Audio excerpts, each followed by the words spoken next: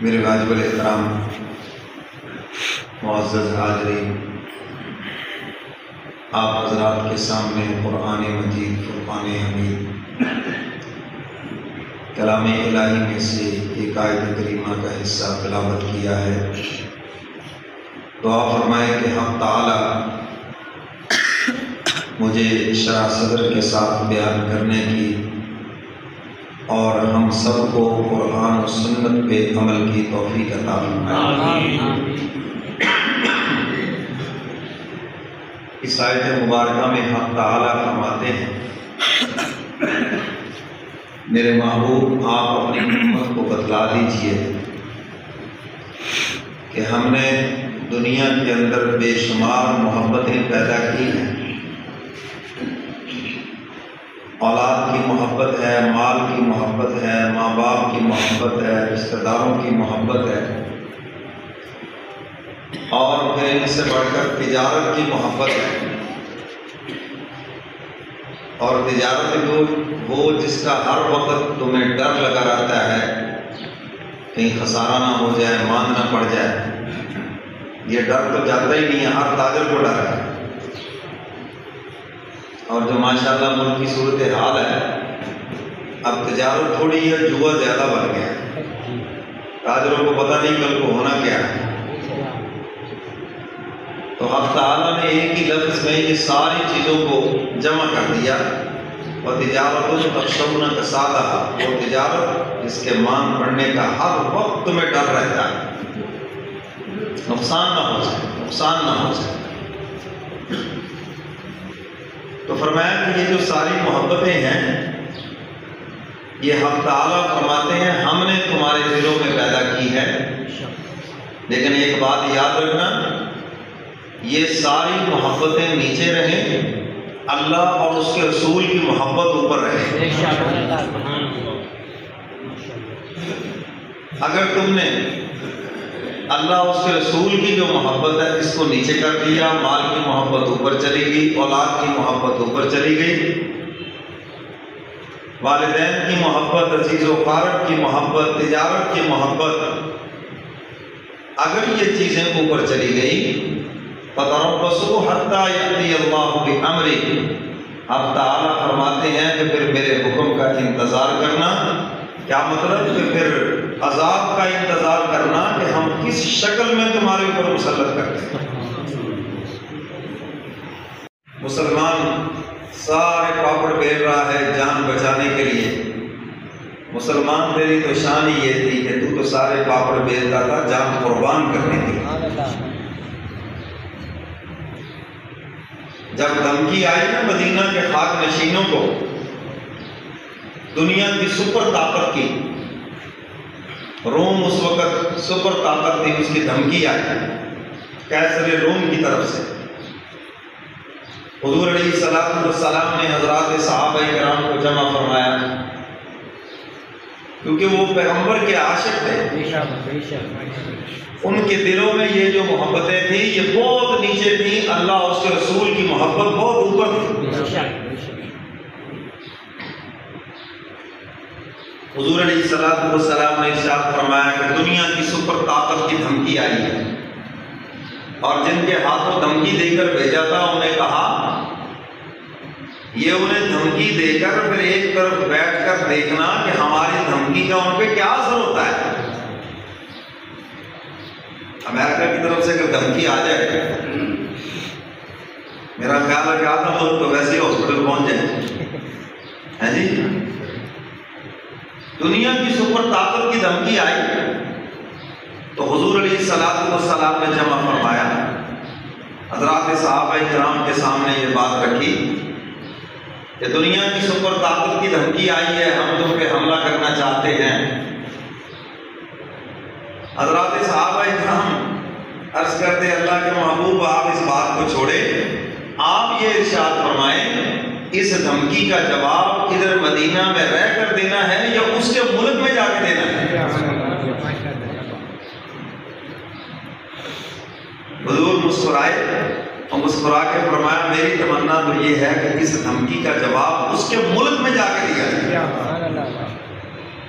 چلو جن کو بلایا وہ آ گئے،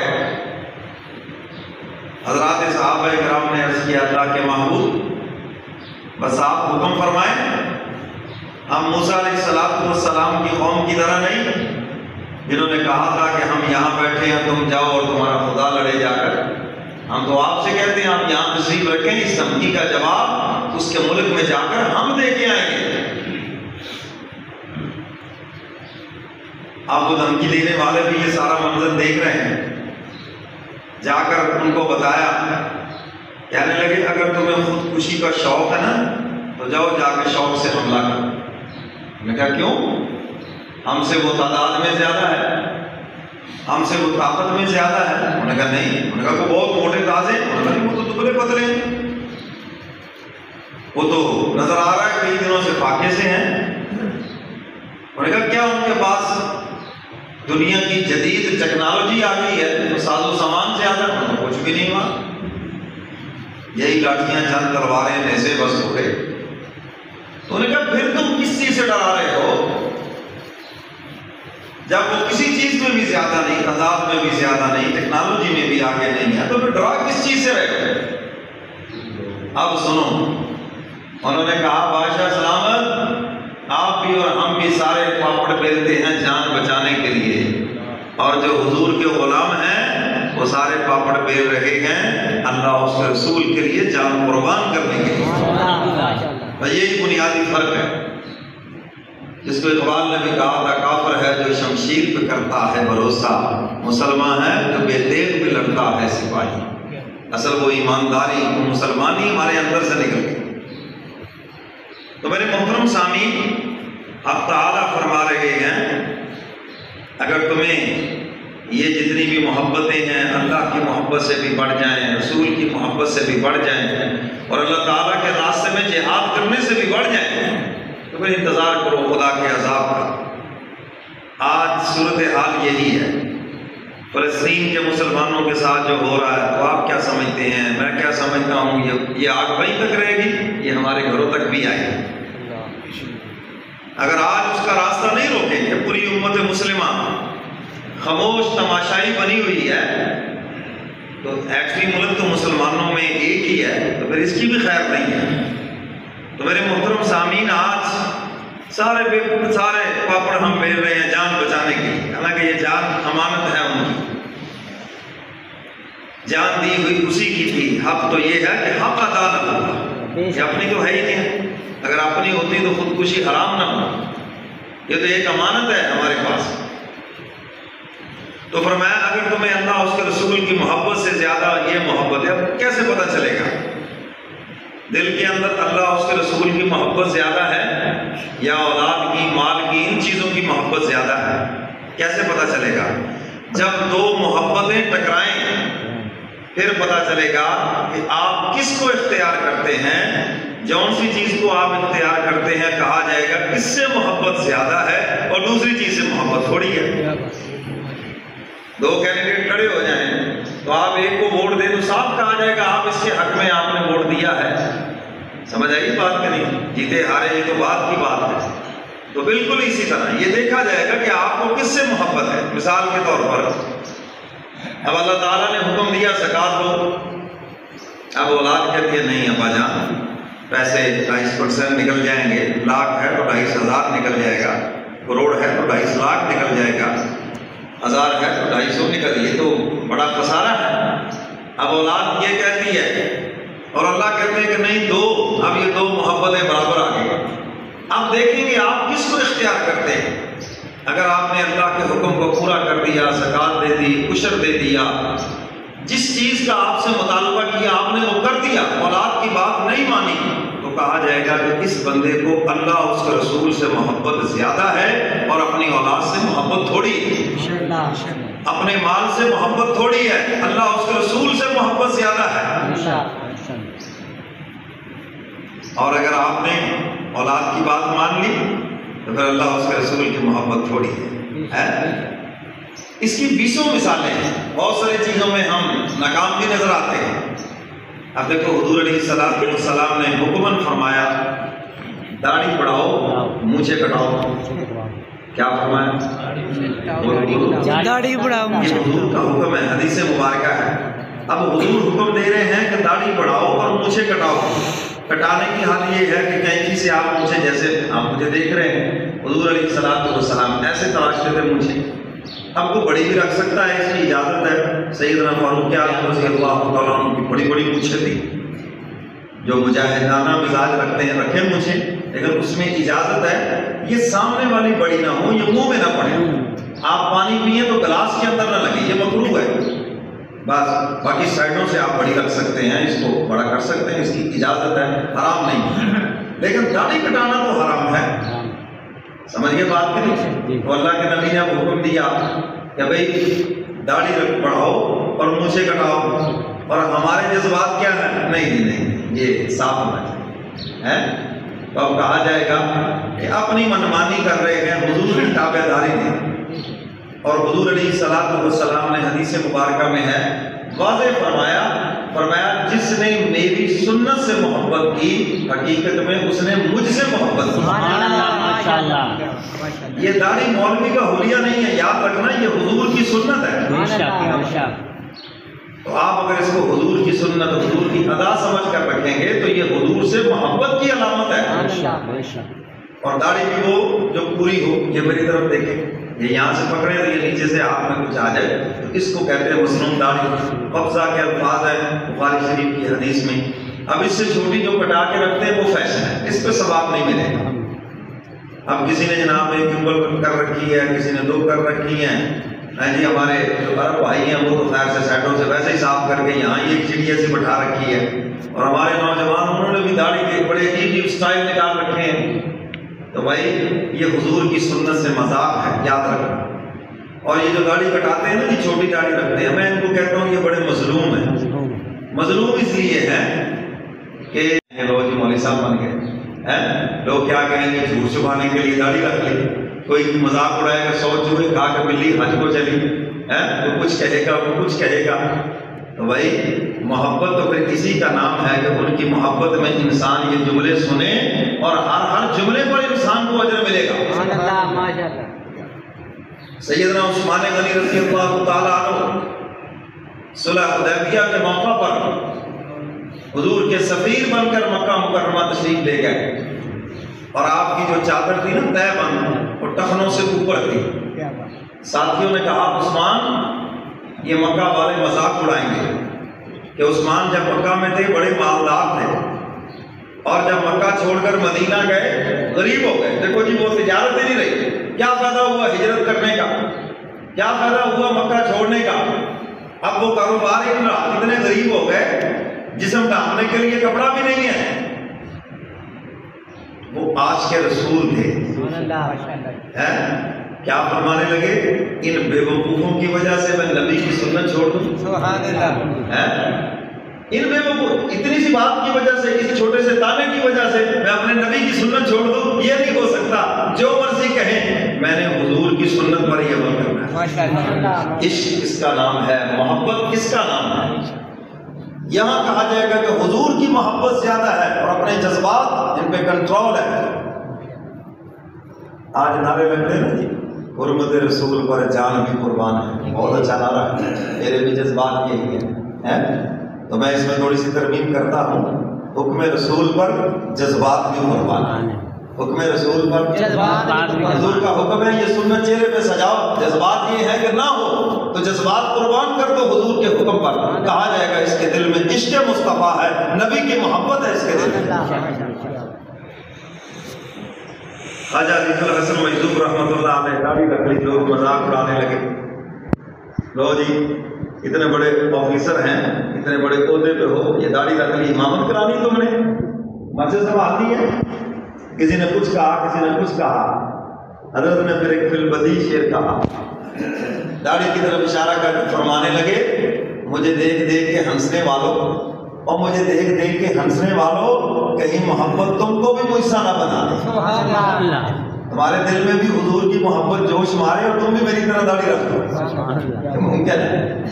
تو میرے محترم سامعین، حضور علیہ السلام فرما رہے ہیں جس کو مجھ سے محبت ہوگی میری سنت سے محبت ہوگی، چاہے وہ داڑھی کی سنت ہو، چاہے اور آپ کی جتنی سنتیں ہیں، کھانے کی، پینے کی، لباس کی، چلنے کی، بیٹھنے کی، اٹھنے کی، سونے کی، اور معاملات معاشرت جتنی بھی حضور کی ادائیں ہیں، حضور فرماتے ہیں جس نے میری کسی بھی سنت سے محبت کی ہے، حقیقت یہ ہے کہ اس نے مجھ سے محبت کی ہے۔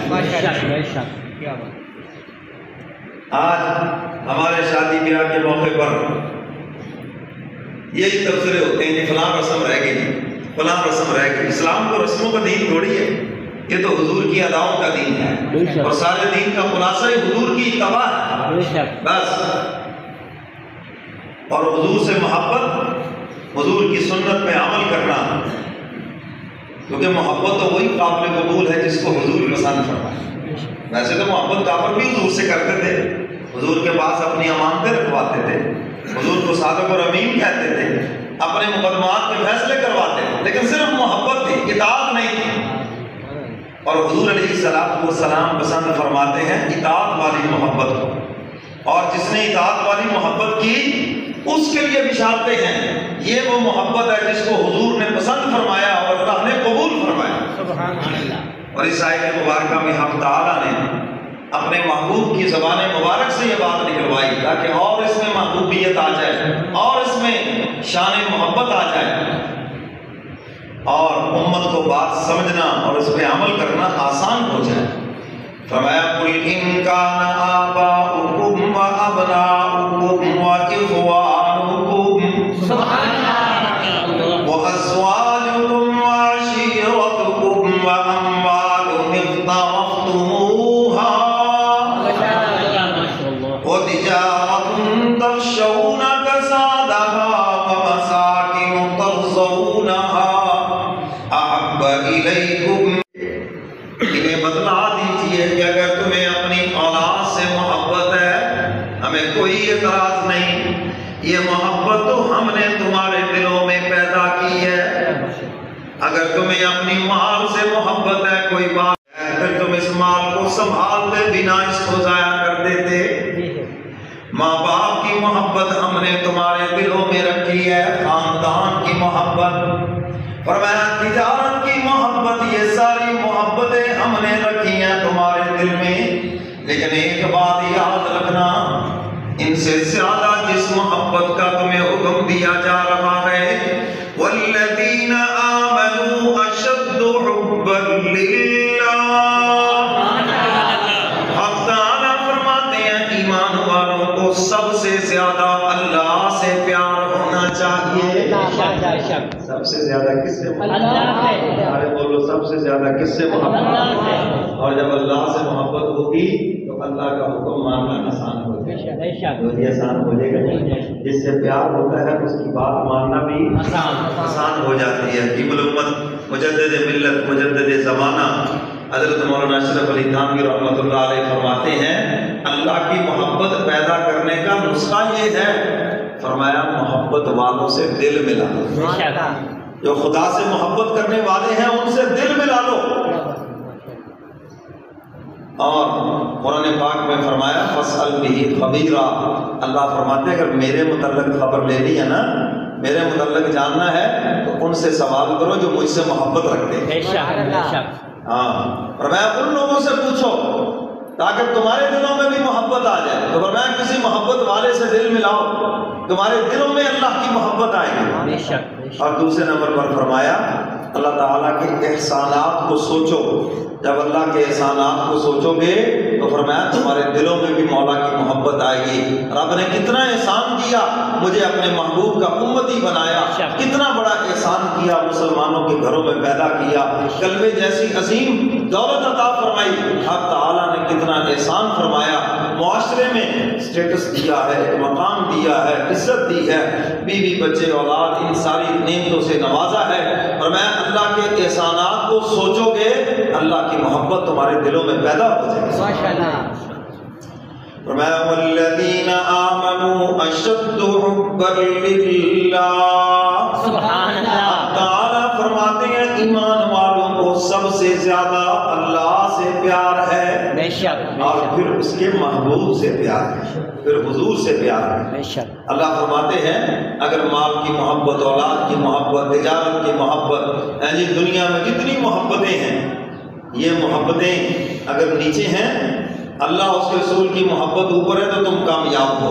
لیکن فرمایا اگر معاملہ برعکس ہو گیا کہ یہ محبتیں اوپر چلی گئیں اور اللہ اس کے رسول کی محبت نیچے آ گئی، فرمایا احب الیکم من اللہ ورسولہ وجہاد فی سبیلہ، اگر یہ ساری محبتیں اللہ کی محبت سے اور اس کے محبوب کی محبت سے اوپر چلی گئیں، جہاد اللہ کے راستے میں کرنے سے یہ محبتیں اوپر چلی گئیں، فتربصوا حتی یأتی اللہ بأمرہ، اللہ تعالیٰ فرماتے ہیں کہ پھر میرے حکم کا انتظار کرو میرے حکم کا۔ دیکھو پھر عذاب کس شکل کے اندر آتا۔ تو اس لیے میرے محترم سامعین، سیدنا فاروق اعظم رضی اللہ تعالیٰ عنہ کے دور خلافت میں مال غنیمت بہت زیادہ جمع ہو گیا، سونا چاندی اتنا بڑا ڈھیر لگ گیا، آدمی ایک طرف کھڑا ہو تو دوسرے طرف نظر نہ آئے، تو آپ نے اپنے ساتھیوں کو جمع فرمایا آؤ ایک دعا کرتے ہیں۔ کیا دعا کی؟ یا اللہ اس مال و دولت کی محبت آپ نے ہمارے دل میں رکھی ہے، مولا اس مال و دولت سے ہمیں اپنی آخرت بگاڑنے کی توفیق نہ دینا، بلکہ ہمیں اپنی آخرت بنانے کی توفیق عطا فرما۔ سبحان اللہ سبحان اللہ ماشاء اللہ۔ اب دیکھو فطرتی چیز ہے کہ مال و دولت کی ان چیزوں کی محبت انسان کے دل میں ہے، لیکن اس سے اپنی آخرت نہ بگاڑنا، اس سے اپنی آخرت بنانا، جہاں حکم دیا ہے وہاں مال خرچ کر کے اپنی آخرت بنا لینا، ضائع نہ کرنا۔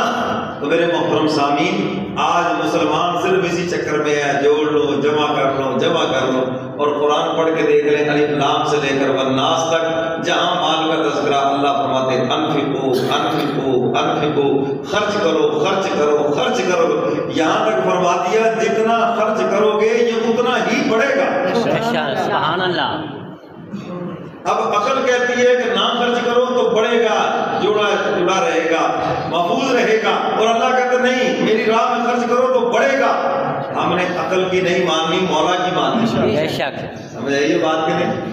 اور میرے پیر مرشد نے بڑی خوبصورت مثال دے کے بات سمجھائی، فرمایا دیکھو کسی بھی کمرے میں اگر صرف ایک دروازہ کھلا ہو تو ہوا نہیں لگے گی، لیکن اگر اس کے اپوزٹ ایک کھڑکی بھی ہو تو ہوا کا کراس بن جائے گا، پھر آپ کو ہوا لگے گی، ایک طرف سے ہوا آئے گی، دوسری طرف سے جائے گی، پھر آپ کو لگے گی۔ فرمایا بالکل اسی طرح ایک طرف سے دولت آئے اور دوسری طرف سے دولت آگے جائے تو فرمایا دولت کے انبار پھر ہی لگے گی۔ بے شک بے شک۔ اب ظاہرہ پھر آپ کے مال میں کسی غریب کا حق بھی آ گیا، کسی جناب بیوہ کا بھی آ گیا، کسی رشتہ دار کا بھی آ گیا، کسی اور کا بھی آ گیا، کسی محلے دار کا آ گیا، تو اتنے لوگوں کا مقدر جب آپ کی دولت کے اندر سے ہو کے جانا ہے تو اللہ آپ کے اوپر پھر دولت کا بھی برسا دیں گے۔ اور اگر آپ بند لگا دیں گے، بند کر کے رکھ دیں گے، بند لگا دیں گے تو پھر اللہ بھی بند لگا دیں گے۔ سمجھ آئیے نا بات؟ تو اس لیے اگر چاہتے ہیں مالدار بنے تو اس کا طریقہ یہی ہے، رائے خدا میں خرچ کرنا شروع کر دیں، جتنا آپ خرچ کرتے جائیں گے پیچھے سے اتنی تیزی ہو جائے گی۔ اور حضور علیہ السلام نے دیکھا کوئی ایک ہاتھ کھڑا کرے کہ میں نے راہ خدا میں صدقہ کیا تو غریب، میں ایسے ہو ہی نہیں سکتا۔ صدقہ جتنا انسان کرتا ہے اللہ اس کا رزق دگنا چگنا کر دیتے ہیں۔ سبحان اللہ۔ فضول خرچی کرنے والے غریب ہوتے دیکھے ہیں، ہاں عیاشیاں کرنے والے، بدماشیاں کرنے والے، زنا میں شراب میں لٹانے والے یہاں کنگال ہوتے ہزاروں دیکھے ہیں، لیکن راہ خدا میں لٹانے والا آج تک کوئی غریب ہوتا نہیں دیکھا۔ اس سے مالدار ہی ہوں۔ بلکہ ایک واقعہ یاد آ گیا حضرت موسیٰ علیہ السلام کے دور کا۔ ایک صاحب نے درخواست کی کہ آپ اللہ تعالیٰ سے دعا کریں میرے مقدر کا جتنا ہے وہ سارے کا سارا مجھے اکٹھا ہی دے دیں، یہ جو مجھے 70 سال 50 سال کی عمر میں جو تھوڑا تھوڑا دینا ہے تو اکٹھا ہی دے دیں۔ اب چونکہ لاڈلی امت تھی، موسیٰ علیہ السلام نے دعا کی تو حق تعالیٰ نے فرمایا میرے موسیٰ کلیم ذرا اس سے پوچھو کیا ہماری تقسیم پہ کوئی اعتماد نہیں ہے؟ ہم جو دے رہے ہیں تو کیا کوئی شک شبہ ہے؟ جو تمہارے مقدر کا ہے وہ تمہیں ملے گا، اور اس وقت تک موت نہیں آئے گی جب تک جو تمہارا طے شدہ رزق ہے وہ کھا نہ لو۔ انہوں نے کہا جی اس میں تو کوئی شک نہیں کہ اللہ کی تقسیم پہ پورا اعتماد ہے، لیکن میں چاہتا ہوں اکٹھا ہی مل جائے، چلو میں خود ہی مینجمنٹ کر لوں اپنی۔ موسیٰ علیہ السلام نے دعا کی، اللہ کی شان جو اس کے مقدر کا تھا اکٹھا مل گیا۔ فرض کر لیں کہ 10 من گندم دی، اتنے پیسے تھے، جو تھا مل گیا، اور اس نے کیا کیا کہ جتنا تھا سارے کا سارا وہیں پہ صدقہ کر دیا۔ یہ سمجھ آ رہی ہے؟ سارا صدقہ کر دیا۔ اب بات آئی گئی ہوگی، کچھ دنوں کے بعد، ایک مدت کے بعد موسیٰ علیہ السلام کا گزر ہوا۔ وہ کہنے لگے یار اس ویلی کا بھی پتہ کریں، اس نے یہ درخواست کی تھی، دعا کروائی تھی، کیا حالت ہے اس کی؟ جب وہاں گئے تو دیکھا بڑے باغ و بہار، نوکر چاکر اور بڑی ٹھاٹ باٹ اور بڑی بہاریں لگی ہوئی ہیں۔ پوچھا بھی کیا معاملہ ہے؟ وہ رزق تو سارا مل گیا، اور پھر کیا کیا تم نے؟ انہوں نے کہا اللہ کے نبی میں نے صدقہ کر دیا، اور اللہ کا وعدہ ہے جو میرے راستے میں 1 دیتا ہے میں اس کو 10 عطا کرتا ہوں، گویا کہ میرا رزق 10 گنا بڑھ گیا ہے۔ یہ ہے اللہ کی ذات پر اعتماد کی بات، سمجھ آئیے بات کہ نہیں؟ تو اس کی ذات پہ اعتماد کر کے رائے خدا میں آپ دیں، آپ دیکھیں اللہ تعالیٰ کیسے بڑھاتے ہیں۔ تو میرے محترم سامعین، حضور علیہ السلام نے ارشاد فرمایا جس نے میری سنت سے محبت کی، فرمایا اس نے ہی مجھ سے محبت کی ہے۔ تو حضور کے طریقے سے اور حضور کی اداؤں سے ہمیں محبت ہونی چاہیے۔ حق تعالیٰ کو محبوب سے پیار ہے، محبوب کی اداؤں سے بھی پیار ہے، اور جو بندہ محبوب کی اداؤں کو اپنائے گا وہ خدا کا پیارا ہو جائے، سبحان اللہ، مولا کا پیارا ہو جائے۔ ماشاءاللہ۔ ہم تو سنت پر عمل کرنے کے لیے بھی پہلے دیکھیں گے ہمارا فائدہ کیا ہے۔ اگر فائدہ ہے تو عمل کر لیں گے کہ پلیٹ صاف کرنے کی سنت ہے، باجی بڑی اچھی سنت ہے جی، یہ ہمیں بڑی یاد ہے جی، اس پہ عمل کر لیں گے۔ بھائی جہاد حضور کی سنت ہے، کہیں شہید نہ ہو جائیں، مر نہ جائیں، تو اتنی جلدی بھی شہادت نہیں ملتی، یہ مقدر اور نصیبے کی بات ہے۔ تو حضور کی ہر سنت پہ، ہر ادا پہ عمل کریں۔ حضرت اویس قرنی حضور کے زمانے کے بزرگ ہیں، حضور کی خدمت میں آنا چاہتے ہیں، اسلام قبول پہلے کر لیا ہے، حضور کی زیارت کرنا چاہتے ہیں، مقام صحابیت پہ پہنچنا چاہتے ہیں۔ اب دیکھو کتنی بڑی خواہش ہے اور کتنا بڑا مقام ہے، پتہ بھی ہے کہ حضور مدینہ میں موجود ہیں اور یثرب میں موجود ہیں، لیکن حضور سے اجازت مانگی۔ حضور علیہ السلام کو بذریعہ وحی بتا دیا گیا ہے کہ والدہ بوڑھی نبینی زندہ ہے۔ پوچھا بھی ہاں بھی والدین، یا رسول اللہ والد صاحب تو فوت ہو گئے، والدہ زندہ ہے، بوڑھی بھی ہے، نبینی بھی ہے، کوئی خدمت کرنے والا بھی نہیں میرے علاوہ۔ تو حضور نے فرمایا بس پھر میرا حکم یہ ہے کہ والدہ کی خدمت کرتے رہو۔ حضور کا حکم آ گیا، سینے سے لگا دیا، بس وہیں بیٹھ گئے۔ ہمارے جیسا کوئی نالائق ہوتا، پتہ نہیں کوئی 20 باتیں کرتا، جی یا رسول اللہ آپ کو دیکھ لوں، آنکھیں ٹھنڈی ہو جائیں، دل، اس میں کوئی شک نہیں ہے، لیکن جو حضور کا حکم ہے وہ سب سے اوپر ہے۔ یہی بات تو سمجھنے کی ہے، اپنے جذبات پہ چھری پھیر دو جب حضور کا حکم آ جائے۔ جب پیغمبر نے حکم دے دیا، آج کون سا مسلمان ہے جو یہ نہیں چاہتا کہ خواب کے اندر حضور کی زیارت ہو جائے؟ اب تم اندازہ لگاؤ، پتہ بھی ہو کہ حضور موجود ہے اور میں یہاں سے سفر کر کے جاؤں گا، دیدار ہو جائے گا، لیکن حضور نے حکم دے دیا کہ ماں کی خدمت کرو، وہیں بیٹھ گئے۔ کاش کہ آج کے نوجوانوں کو بھی سمجھ آ جائے، ماں باپ کی خدمت کا ہمیں اللہ نے حکم دیا، اس کے محبوب نے حکم دیا۔ تو میرے محترم سامعین، اب حضور کی بات مانی تو حضور ایک دن اس طرف اپنا رخ مبارک کر کے فرماتے ہیں مجھے ادھر سے اللہ کی محبت کی خوشبو آتی ہے۔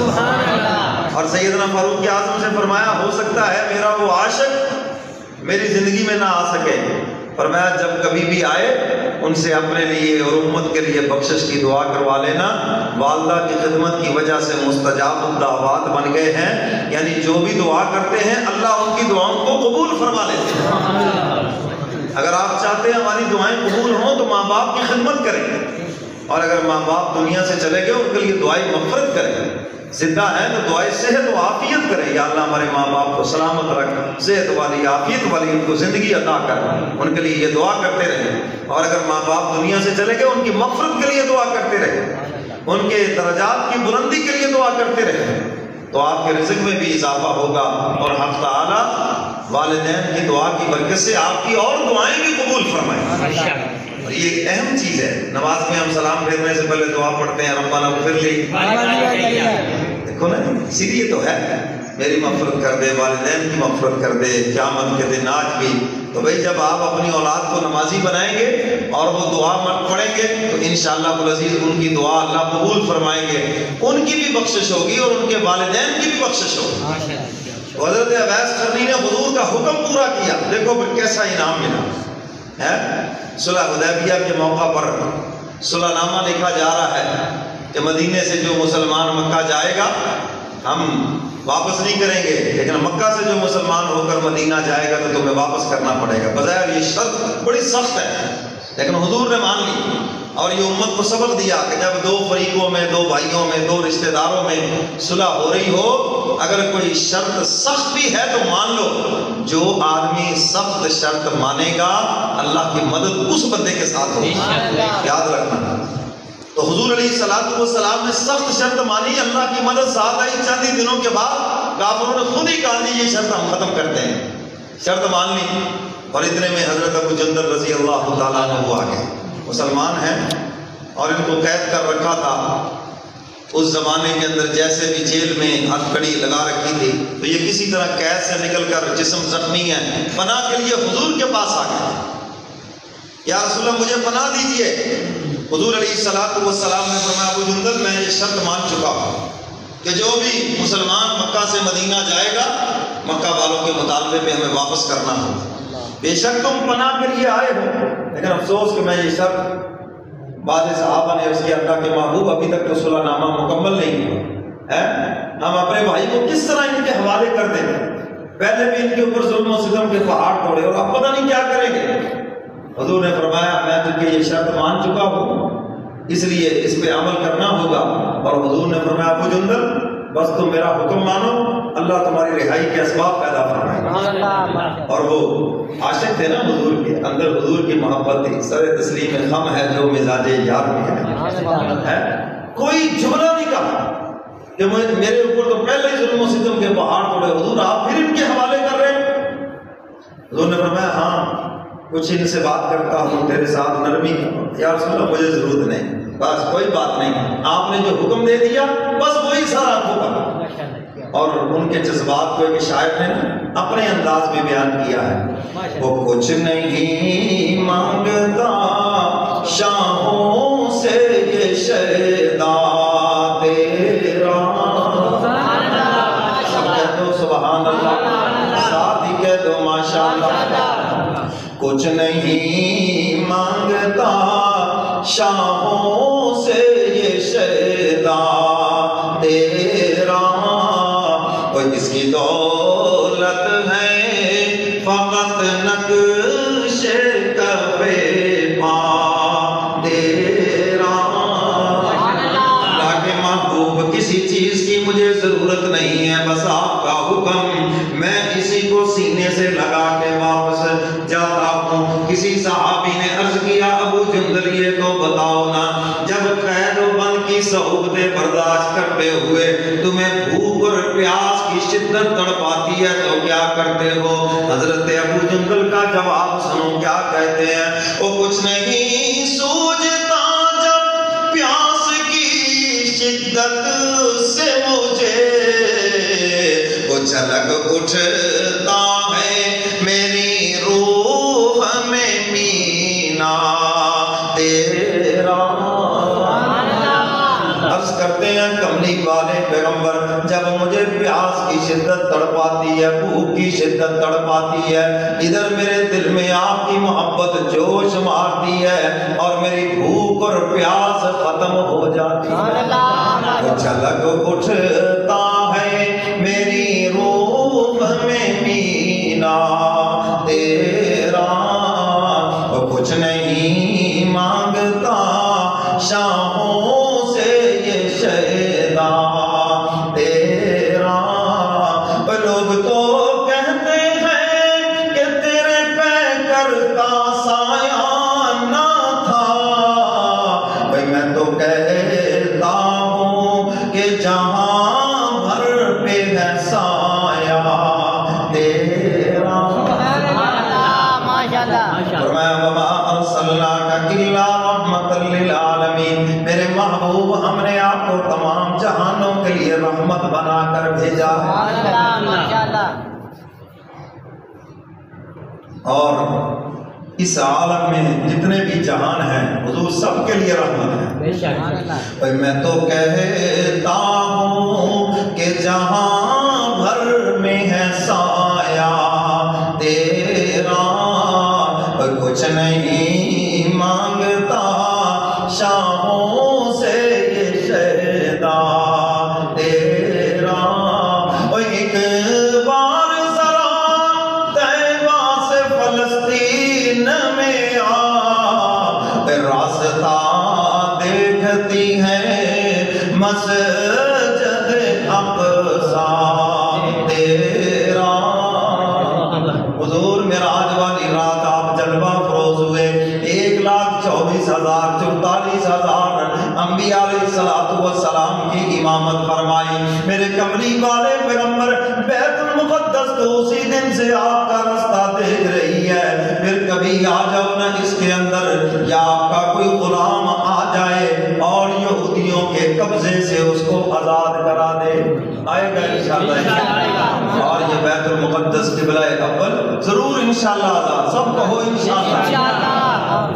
اور ایک بار ذرا طیبہ سے فلسطین میں آ، راستہ دیکھتی ہے مسجد اقصی تیرا، کچھ نہیں مانگتا شاہوں سے یہ شہدا تیرا، اور جس کی دولت ہے فقط نقش کف پا تیرا۔ اب بھی گلا ہے ظلمات فروشوں کو تجھ سے، کہ رات بھی باقی تھی کہ سورج نکلایا تیرا، رات بھی باقی تھی کہ سورج نکلایا تیرا، کچھ نہیں مانگتا شاہوں سے یہ شہدا تیرا۔ سب کہہ دو ماشاءاللہ۔ تو حضرت ابو جندل نے حضور کا حکم مانا، واپس چلے گئے۔ اللہ نے دیکھو کیسے ان کے لیے پھر رہائی کے اسباب پیدا فرمائے ہیں۔ اب ان کو پتا تھا کہ اگر میں مدینہ میں گیا تو پھر حضور واپس کریں گے، پھر قید سے کسی طرح بھاگے اور مدینہ کے قریب جا کر پڑاؤ ڈال دیا ہے جی، اور وہاں پر اور صحابہ جو کافروں کی قید سے بھاگے انہوں نے بھی پڑاؤ ڈال دیے، یہاں تک کہ یہ 300 سے زیادہ ان کی تعداد ہو گئی۔ اب جو بھی کافروں کا قافلہ قریب سے گزرتا یہ اس کے اوپر حملہ کرتے، مال غنیمت ان کے پاس جمع ہوتا تو آرام سے ٹھاٹ باٹ سے گزر ہوتی۔ تو کافروں نے خود آ کر حضور سے کہا ہمارا جو آپ سے معاہدہ تھا اب یہ معاہدہ ہم ختم کرتے ہیں، یہ جتنے بھی آپ کے غلام یہاں بیٹھے یہ سب کو مدینے بلاؤ۔ تو میرے محترم سامعین، حضور علیہ السلام نے حکم دیا، سینے سے لگایا، اپنے جذبات نہیں، حضور کے حکم کو سینے سے لگایا۔ حضور علیہ السلام رات کی تاریکی میں مسجد نبوی میں تشریف لائے اور حضور صحابہ کو دیکھا کرتے تھے، صحابہ کا امتحان بھی لیا کرتے تھے، صحابہ سے پوچھا بھی کرتے تھے، اور نماز کے اندر سلام پھیرنے کے بعد حضور پوچھتے تھے فلاں ابن فلاں کہاں ہے، آج وہ نماز میں نہیں ہے۔ آج اگر مولوی صاحب یہ کام شروع کر دیں تو کیا کہیں گے کہ مولوی صاحب کا لگتا مسیح بدل میں رہتا بڑھ کے ہیں، ہم چودھریوں کو کوئی پوچھ سکتا ہے کہ ہم آئیں یا نہ آئیں؟ بعض تو بیچارے آتے ہیں چودراہٹ کے لیے مسجد میں ہیں، سمجھ آئی کہ نہیں؟ پتہ چل جائے کہ چودھری صاحب آ گئے اور جو ہی مسجد کے شروع ہو جائے گی تاکہ سب کو پتہ چلے کہ چودھری صاحب تشریف لے آئے ہیں، آ کر کے بٹروں کو ہاتھ لگائے گا کوئی ادھر، سب کو پتہ چلے کہ جناب مسجد کے جو ماما جی صاحب ہے وہ تشریف لے آئے۔ اللہ کا شکر ہے یہاں ایسی کوئی فضا نہیں، بہت شکر الحمدللہ۔ اور اس مسجد کا بیڑا غرق ہو جاتا ہے جہاں چودھریوں کی چودراہٹ آ جاتی ہے، سمجھ آئی کہ کئی رومال رکھے ہوئے ہیں، یہ کیا جی یہ کوئی جنت کی ایڈوانس بکنگ ہوئی ہوئی ہے، یہ تو خدا کا گھر ہے، جو پہلے آ گیا سو پہلے بیٹھ گیا۔ نہیں جی نہیں، یہاں پر چودھری صاحب بیٹھے گے، یہاں فلانا بیٹھے گا، یہاں ٹھمکنا بیٹھے گا، ایک ہی صف میں کھڑے ہو گئے محمود و ایاز، نہ کوئی بندہ رہا نہ بندہ نواز، یہاں بادشاہ اور غلام سب برابر ہیں۔ اور اسلام نماز کے ذریعے ہمیں مساوات کا درس دیتا ہے۔ تو حضور علیہ السلام صحابہ میں پوچھا کرتے تھے، وہ بتاتے کہ یا رسول اللہ وہ آج شہر سے باہر ہے، تجارت کے لیے کہیں تشریف لے گئے ہیں، اس لیے یہاں نہیں، یا پتہ چلتا کوئی بیمار ہے، حضور اس کی بیمار پرسی فرماتے، اس کے گھر تشریف لے جاتے۔ سیدنا فاروق اعظم رضی اللہ تعالیٰ عنہ کی بھی یہی عادت مبارکہ تھی۔ ایک دن فجر کے بعد ایک نوجوان کا پوچھا، والدہ نے کہا کہ ساری رات میں نوافل پڑھتا رہا، ابھی آنکھ لگ گئی، تو آپ نے فرمایا ساری رات نوافل پڑھنے سے بہتر تھا کہ فجر کی نماز باجماعت پڑھو۔ فجر کی نماز یہ اللہ کا حکم ہے، اور ساری رات نوافل پڑھنا یہ اپنی مرضی ہے، کرو گے تو ثواب ہے، نہ کرو گے تو کوئی پوچھ نہیں ہے۔ تو فرمایا یہ دین مرضی کا دین تھوڑی ہے، اللہ اس کے رسول کے حکم کو پورا کرنے کا نام ہے۔ حضور رات کو مسجد نبوی میں تشریف لائے، کیا دیکھا کہ سیدنا صدیق اکبر رضی اللہ تعالیٰ عنہ نوافل میں بہت آہستہ قرآن پڑھ رہے ہیں، یعنی ایسے پڑھ رہے ہیں کہ جیسے کوئی بالکل خاموش کھڑا ہے۔ حضور قریب سے گزر گئے، آگے دیکھا جا کر تو سیدنا فاروق اعظم رضی اللہ تعالیٰ عنہ پورے زور سے اونچی آواز سے پڑھ رہے ہیں۔ حضور نے صبح کو دونوں کو بلا لیا، پوچھا سیدنا صدیق اکبر رضی اللہ تعالیٰ عنہ سے، ہاں بھائی رات کو میں نے جب دیکھا تو بالکل تم خاموش کھڑے تھے، اب ان کی بات سنو۔ عرض کرتے اللہ کے محبوب جس ذات کو سنانا چاہتا ہوں وہ تو دل کی جانتا ہے، سبحان اللہ، اس کے لیے اونچی کی ضرورت نہیں، بس وہ دل کی جانتا ہے۔ اچھا حضور نے فرمایا عمر تم اتنے زور سے پڑھ رہے تھے؟ یا رسول اللہ جو سوئے ہوئے تھے ان کو جگا رہا تھا اور شیطان کو بھگا رہا تھا، اس لیے میں زور زور سے قرآن پڑھ رہا تھا۔ اب جذبے تو دونوں حضرات کے بہت اعلیٰ اور عرفہ ہیں، مگر حضور فرماتے نہیں یہ تم دونوں کا طریقہ ہے، اس پر نہ چلو، جو میرا طریقہ ہے، جو میری سنت ہے اس پر چلو۔ سیدنا صدیق اکبر سے فرمایا تم تھوڑا سا اوپر ہو جاؤ، کم از کم جس کو کہتے ہیں فی نفسی ہی، انسان خود سن لے، اس طرح پڑھو۔ اور سیدنا فاروق اعظم سے فرمایا کہ تم آہستہ ہو جاؤ، اعتدال پہ آ جاؤ، اسلام اعتدال کے اوپر ہے، سمجھائی کہ افراط و تفریط نہیں ہے، اس کے اندر اعتدال ہے۔ سیدنا صدیق اکبر سے فرمایا پتہ تو چلے دیکھنے والوں کو کہ آپ کچھ پڑھ رہے ہیں، بالکل ہونٹ بند کر کے کھڑے نہ ہوں، بلکہ جیسے انسان خود سن سکتا ہے ایسا پڑھے۔ اور سیدنا فاروق اعظم سے فرمایا کہ تم خاموش ہو جاؤ، تو حضور علیہ السلام کے حکم کو سینے سے لگایا۔ سبحان اللہ۔ حضرت وحشی رضی اللہ تعالیٰ عنہ جنہوں نے حضور کے چچا سید الشہداء سیدنا امیر حمزہ رضی اللہ تعالیٰ عنہ کو شہید کیا، حضور کے دربار میں آئے، معافی مانگی، حضور علیہ السلام نے معاف کر دیا، مگر ایک شرط لگائی، اے وحشی ایک بات یاد رکھنا، اب زندگی بھر کبھی میرے سامنے نہ آنا، جب میں تمہیں دیکھوں گا مجھے اپنی چچا کی لاش کے 11 ٹکڑے یاد آتے ہیں، میرا دل زخمی ہو جائے گا۔ تو پھر ساری زندگی حضرت وحشی حضور کے سامنے نہیں آئے، کہیں میری وجہ سے حضور کو تکلیف نہ ہو۔ جب بھی آتے تھے چہرہ چھپا کر اور مجلس کے اندر حضور کے پیچھے چھپ کے آ کے بیٹھ جاتے تھے، حضور کا فرمان سنتے تھے، حضور کی باتیں سنتے تھے، لیکن حضور کے سامنے آ کر حضور کا دل کبھی بھی پھر رنجیدہ نہیں کیا۔ تو میرے محترم سامعین، یہ ہے حضور علیہ السلام سے محبت، یہ ہے کملی والے پیغمبر کی اطاعت۔ اور حضور فرماتے ہیں جس نے میرے سنت سے محبت کی، میرے طریقے سے محبت کی ہے، اصل میں اس نے مجھ سے محبت کی ہے۔ ایک اور حدیث مبارکہ سناتا ہوں، حضور علیہ السلام کی خدمت میں ایک صحابی آئے اور عرض کیا اللہ کے محبوب میں جنت میں آپ کا قرب چاہتا ہوں۔ سبحان اللہ، کیا خوب خواہش کی، یا رسول اللہ جنت میں آپ کا قرب چاہتا ہوں۔ حضور فرماتے کیوں؟ یا رسول اللہ دنیا میں جب آپ کی زیارت کا جی چاہتا ہے، ہم گھر میں بیٹھے ہوتے ہیں، بھاگ کر آتے ہیں، آپ کا دیدار کر لیتے ہیں، ہمارے دلوں کو سکون ہو جاتا ہے۔ سبحان اللہ۔ اور صحابہ فرماتے ہیں جب ہمارے دل رنجیدہ ہوتے، دل پریشان ہوتے کسی بھی چیز سے، ہم آ کر حضور کا دیدار کرتے، ساری پریشانی ختم ہو جاتی۔ اللہ نے یہ چہرہ ہی ایسا بنایا ہے، جو حضور کا دیدار کرتا تھا سارے غم ختم ہو جاتے ہیں۔ عرض کرتے اللہ کے محبوب دنیا میں تو زیارت کے لیے بڑی آسانی ہے، ہم نماز پڑھنے کے لیے آتے ہیں، نماز بھی پڑھتے ہیں، آپ کا دیدار بھی ہوتا ہے جی، اور اسی طرح گھر میں بیٹھے ہوں، جب جی چاہے حضور کا دیدار کریں، ہم آ جاتے ہیں صحابہ صفا کے چبوترے کے اوپر، آپ جلوہ افروز ہوتے ہیں، آپ کو دیکھتے ہیں، تو ہمارا دل خوش ہو جاتا ہے. تو جنت میں کیا کریں گے؟ آپ تو بہت اونچی اعلیٰ عرفہ مقام پہ ہوں گے، ہمارا پتہ نہیں کیا حال ہوگا. تو بس آپ یہ دعا فرما دیں، اللہ مجھے جنت میں آپ کا پڑوسی بنا دیں. اب یہ درخواست تو ایک صحابی نے کی اور حضور نے جواب پوری امت کے لیے دے دی، ہمیں بھی شامل کر لیا. جی حضور علیہ الصلوۃ والسلام نے فرمایا میرے صحابی یہ بات کان کھول کے سن لو، جو جتنا میری سنت پہ چلے گا وہ جنت میں اتنا ہی میرے قریب ہوگا. سبحان اللہ. تو جتنا میری سنت پہ چلے گا وہ جنت میں اتنا ہی میرے قریب ہوگا. تو حضور کے قرب کا پیمانہ یہ ہے کہ ہم کملی والے پیغمبر کی اتباع کریں. تو میرے محترم سامعین، گفتگو یہاں سے شروع ہوئی تھی. اللہ تعالیٰ نے مال کی، اولاد کی، والدین کی اور بزنس کی، رزق کی اور دنیا کی چیزوں کی محبت ہمارے دلوں میں ڈالی ہے. حق تعالیٰ فرماتے ہیں یہ محبتیں نیچی رہنے چاہیے اور اس کے اوپر محبت ہونی چاہیے اللہ کی اور اس کے محبوب کی اور اللہ کے راستے میں جہاد کرنے کی. فرمایا پھر تو تم کامیاب ہو. اور اگر اللہ اس کے رسول کی محبت نیچے چلی گئی اور دنیا کی محبتیں اوپر چلی گئیں تو فرمایا پھر اللہ کے حکم کا انتظار کرو، اس کے عذاب کا انتظار کرو. حضرت تھانوی رحمۃ اللہ علیہ نے مثال سے بات سمجھائی ہے. فرمایا دنیا کے بغیر ہم چل نہیں سکتے، یہ ضرورت ہے دنیا کی. اس کی مثال کشتی کی سی ہے.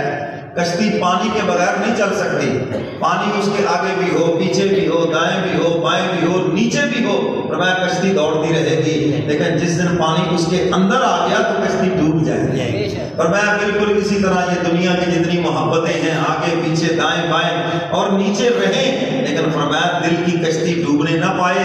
اگر یہ دنیا کی محبتیں اللہ اس کے رسول کی محبت سے اوپر چلی گئی، ایمان کی کشتی تمہاری ڈوب جائے گی. احب الیکم من اللہ ورسولہ وجہاد فی سبیلہ فتربصوا حتی یأتی اللہ بامرہ. یہ ہمیں بتایا جا رہا ہے کہ یہ ساری محبتیں نیچی رہیں اور اللہ اس کے رسول کی محبت اوپر رہے. پتہ کیسے چلے گا؟ جب دو محبتیں ٹکرائیں گی پھر دیکھا جائے گا آپ کس کے ساتھ محبت کرتے ہیں، کس کا حکم مانتے ہیں. ایک طرف اللہ اس کے رسول کا حکم ہے، ایک طرف اپنے جذبات ہیں، اپنی اولاد کھڑی ہے، بیوی بچے کھڑے ہیں، زمانہ کھڑا ہے، معاشرہ کھڑا ہے، برادری کھڑی ہے، لوگ کھڑے ہیں. دیکھا جائے گا اللہ اس کے رسول کے حکم کو مانتے ہیں، کہا جائے گا کہ اللہ اس کے رسول سے محبت زیادہ ہے اور خاندان سے، اولاد سے، مال سے محبت تھوڑی ہے. اور اگر ہم نے اللہ اس کے رسول کے حکم کو توڑ دیا تو پھر کہا جائے گا کہ دنیا کی محبت دل میں زیادہ آ گئی. اللہ مجھے اور آپ کو قرآن و سنت پہ